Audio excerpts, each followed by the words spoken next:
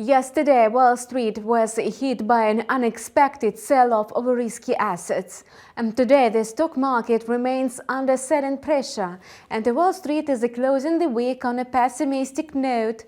InstaForex analysts have detected the factors impacting on a market sentiment, and the benchmark stock indexes closed on a Thursday in the red, having lost previous gains amid rising yields of US Treasuries. The auction of a 30-year Treasuries outlined strong corporate reports of top US companies such as Disney and PepsiCo. The Dow Jones shed 0.7% or 249 points. The Nasdaq slipped by 1.02%. The S&P 500 dropped by 0.8% to close at 4,080 points. The major stock indexes traded lower in the New York pre-market. Futures on Wall Street indexes fell 0.4% and 0.9%, signaling further sell-off in the stock market. The S&P 500 is expected to trade in the intraday corridor between 4,010 and 4,110 points. The three indexes opened higher on Thursday because the U.S. Labor Department reported that initial unemployment claims rose by 13,000 to 196,000, higher than the consensus of 190,000. The data could indicate the dovish revision in the Fed's rhetoric. The stock market began trading yesterday with a bullish bias. However, Treasury yields went up later on that discouraged investors. Yields of 10- and 30-year Treasuries reached the highest level in more than a month. The Treasury revealed on a Thursday that the auction of $21 billion worth of 30-year bonds attracted below-average demand. Even upbeat corporate reports could not save the stock indexes from the slump. Disney's revenue was beyond expectations, and the company also announced the jobs cuts. Nevertheless, the stock sank by 1.27%. Salesforce shares climbed by 2.38% in light of the report that Third Point, a hedge fund, owns a stake in the company. PepsiCo shares grew by 0.95% because the snacks and drinks manufacturer reported higher than expected results for the fourth quarter. Securities of a cardiothoracic system surged by 48.38% after Abbott Laboratories confirmed its purchase of the medical equipment manufacturer for $837 million. According to Refinitiv, most of the companies included in the S&P 500 have already unveiled their financial records. 69% of them reported higher than expected earnings. Despite upbeat reports, all 11 sectors tracked in the S&P 500 closed with losses. The Nasdaq is on a track to the first negative week this year. Yahoo joined other high-tech companies planning to dismiss 20% of its personnel. Risk aversion is still affecting market sentiment on Friday. The VIX index remains close to its long-term average values, though today it climbed above 20 for the first time this month. As for the corporate news, Lyft shares stumbled by 32.9% because the company cut tax fares. This aroused concern that the company lags behind the larger competitor Uber. Uber shares fell by 3.7%. Stocks of the companies sensitive to interest rates went lower in the New York pre-market. Apple, Amazon, Microsoft, Tesla and Alphabet skidded by 0.2% and 2.8%. Investors could be discouraged today by the Consumer Confidence Index for February from the University of Michigan. It will be released after the opening bell.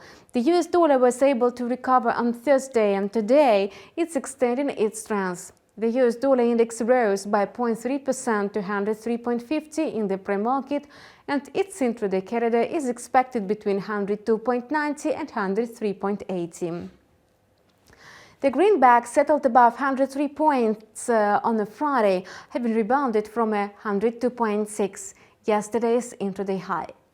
Investors are cautious ahead of the US inflation data, which is on a tap next week.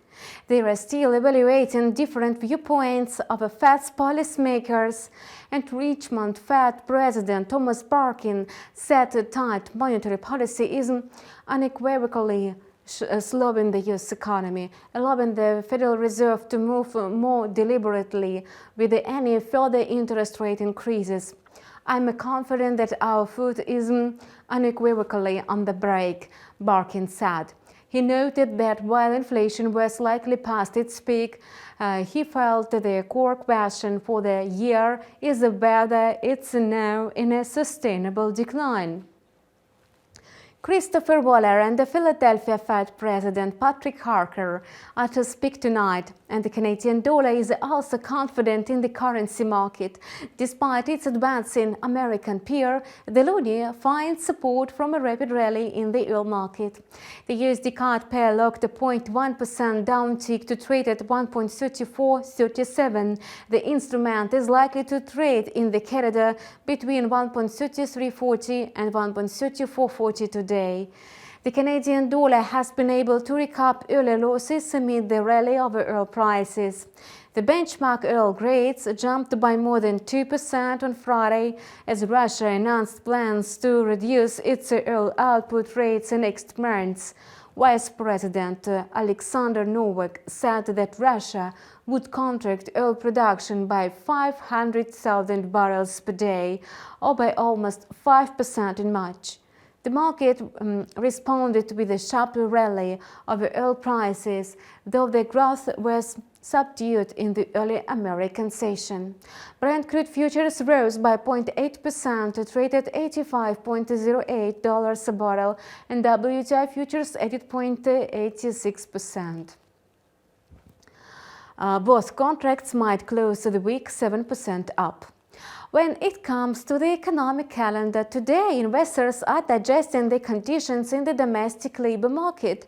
The unemployment rate in Canada remained flat at 5% in January, slightly above the record low of 4.9% in June and July of 2022. The reading is below the expected 5.1%. The Canadian economy created 150,000 jobs in January, the strongest employment growth since February 2022, and much better than the consensus of 50,000 new jobs. The number of employed citizens increased both in the private and public sectors.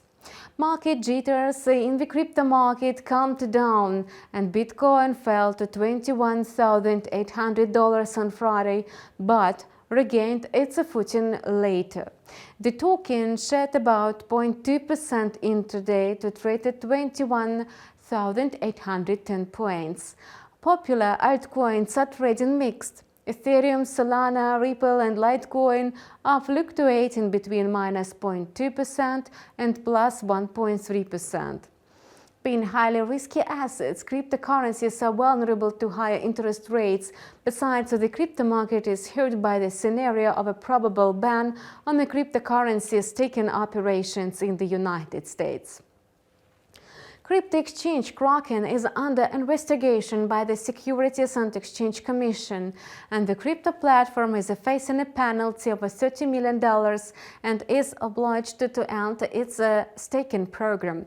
Coinbase CEO Brian Armstrong said that the ban on a digital asset staking would be a terrible idea for the United States, and the news certainly dealt a blow to Bitcoin. It sank below $22,000.